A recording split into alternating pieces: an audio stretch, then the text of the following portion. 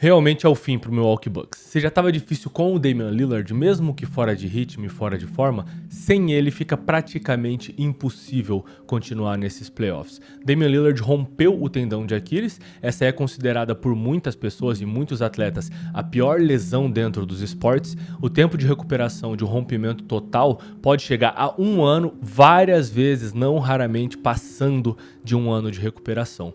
E quando a gente olha para jogadores que tiveram esse tipo de lesão, salvo raras exceções, como Kevin Durant, por exemplo, esses jogadores não conseguem voltar ao nível que eles jogavam e praticavam o seu determinado esporte anteriormente. A gente pode ver isso no Klay Thompson, por exemplo, que já estava numa descendente dentro da carreira e que depois da lesão de Aquiles foi um jogador que realmente se estabilizou níveis abaixo do que ele praticava antes no Golden State Warriors. E isso me faz pensar, será que é o fim também para a carreira do Damian Lillard? Porque ele é um jogador que tem 34 anos e dentro dos esportes num geral, isso é uma idade já avançada para um atleta de alto rendimento. E não se deixe enganar por LeBron James correndo com 40 anos, enterrando na cabeça das pessoas, dando toco na segunda linha do quadradinho da tabela, porque ele não é parâmetro, ele é a exceção e por isso ele é LeBron James. Com 34 anos, a maior parte dos jogadores no basquete dentro da NBA estão começando a declinar nas suas carreiras. E eu citei o declínio do Klay Thompson anteriormente, pós a lesão do tendão de Aquiles, e a gente tem que levar em conta que ele não é um jogador que usa da explosão, da velocidade, da impulsão para criar o seu jogo dentro de quadra, né? Ele é um jogador de catch and shoot, um cara que vai arremessar muito bem da linha dos 3 pontos e que não vai agredir tanto o aro e que não precisa de muitos dribles e de muitos movimentos para conseguir definir um arremesso. Já o Damian Lillard é um cara que joga mais com a bola na mão, que agride bastante a cesta, apesar de ser também um excelente arremessador. Mas os arremessos do Damian Lillard são mais criados por ele mesmo. Ele é um cara que tem muito mais qualidade e capacidade de criar o próprio arremesso. E uma lesão no tendão de Aquiles pode afetar isso de uma forma tremenda no possível retorno do Damian Lillard, ainda mais contando que ele vai ter aí 35 para 36 anos quando voltar dessa lesão. Então eu não acho que seja um completo absurdo que passe pela minha cabeça se esse retorno do Damian Lillard às quadras não seria marcado por uma seguinte aposentadoria desse mesmo jogador. Mas normalmente, é claro, os jogadores decidem voltar e ver como é que tá o próprio corpo, como é que eles conseguem desempenhar antes de tomar qualquer decisão desse calibre. Obviamente é só uma abstração do pensamento que eu tô fazendo aqui, por preocupação com como seria essa nova etapa da carreira do Damian Lillard.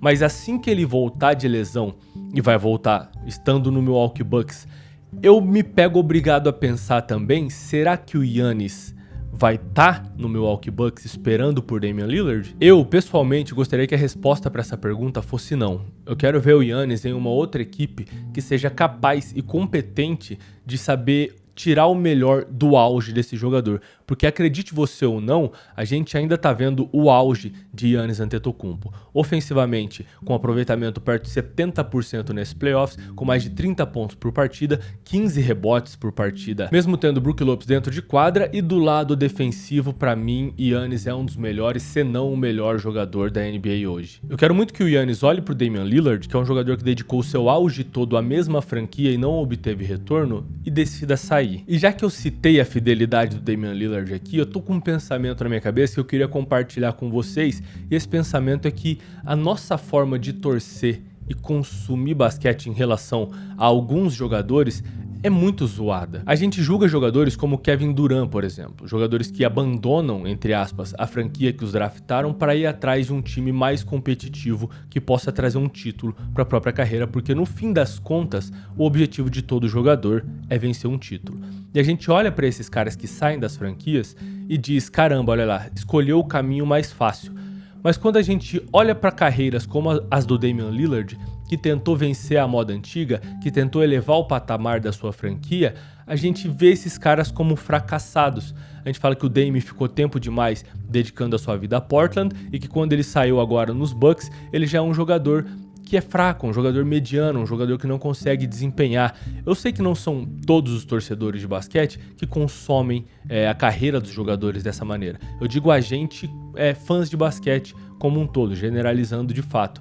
Mas a gente olha para esses caras como o Damian Lillard, que são fiéis às franquias, e também diminui eles. E tudo isso mesmo com o Damian Lillard tendo vários contratempos dentro da franquia dos Bucks que ele não podia controlar, como por exemplo uma trombose. E eu tenho certeza que se o Kevin Durant tivesse permanecido no Oklahoma City Thunder e não tivesse vencido um título por aquela franquia, a gente daria para ele o mesmo tratamento que a gente dá hoje pro James Harden por não ter um título. Damian Lillard é um dos maiores arremessadores da história da NBA. Goste você dessa afirmação ou não, e ele seguiu as próprias convicções até o limite das consequências dessas convicções. Se a gente não consegue apreciar essa dedicação na carreira de um jogador, talvez isso diga muito mais sobre os nossos valores do que sobre qualquer outra coisa. De qualquer forma, eu tô gravando esse vídeo com os Bucks atrás 3-1 na série contra os Pacers, e no único jogo que os Bucks saíram vencedores, o Gary Trent Jr. fez 37 pontos. Coisa que eu acho que não vai acontecer mais uma vez. Então, na minha opinião, eu já tô contando aqui com os Bucks como sendo eliminados desses playoffs. Porque mesmo que Giannis Antetokounmpo consiga realizar um milagre de reverter o resultado dessa série, a gente consegue olhar para esse time dos Bucks e ver eles passando mais uma fase nesses playoffs? Eu acredito que não. Esse elenco tem de fato inúmeras limitações e agora tá sem Damian Lillard e Giannis tá tendo que jogar todas as partidas contra o próprio técnico Doc Rivers. E por falar em Doc Rivers, não é possível que ele fique empregado após a eliminação do Milwaukee Bucks dos playoffs.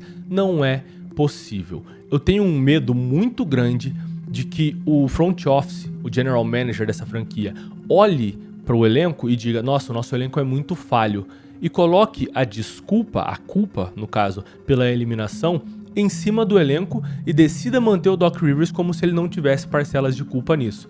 Esse pensamento me aterroriza, porque esse elenco é realmente um elenco que é incoerente, é um elenco que é ultrapassado e ele precisa ser atualizado.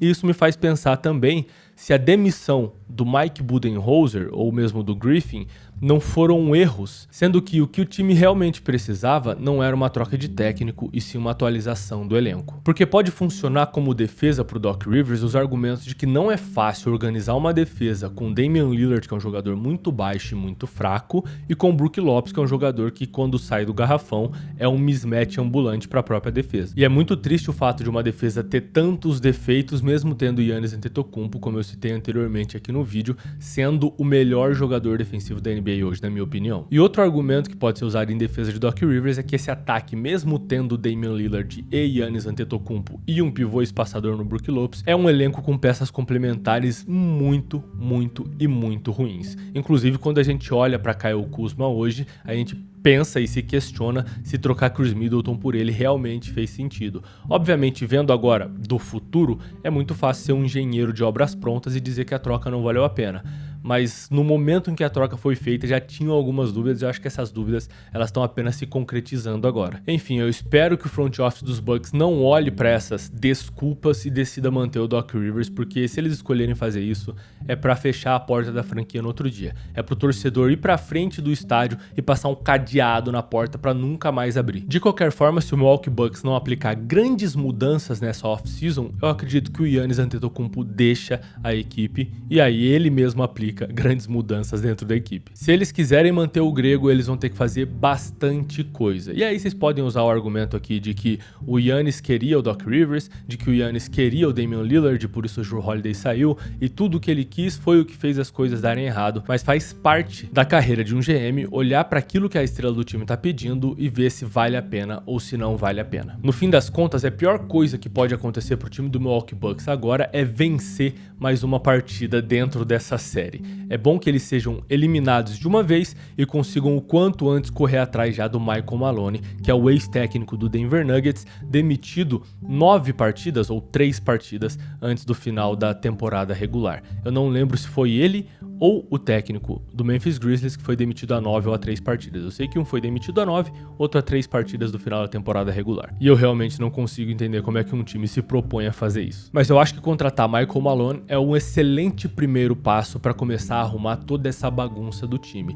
Imaginem vocês, Damian Lillard e Giannis Antetokounmpo nas mãos do cara que foi campeão da NBA com o Nikola Jokic. Me diz se isso já não te dá uma outra sensação em relação a essa equipe. E se a primeira mudança dos Bucks dentro dessa off-season não for de fato a mudança do técnico, isso vai dizer muito sobre a qualidade desse time. É pro torcedor desistir. Mas me diz aqui nos comentários se você tem alguma observação sobre tudo que eu falei ou sobre algo que eu deixei de falar. E se você gostou desse vídeo, por favor, deixa a sua curtida nele. Considera se inscrever para não perder os próximos vídeos. E se você já quer assistir outro vídeo nesse exato momento, é só clicar nesse que está aparecendo na sua tela agora. Até mais e eu te vejo no próximo.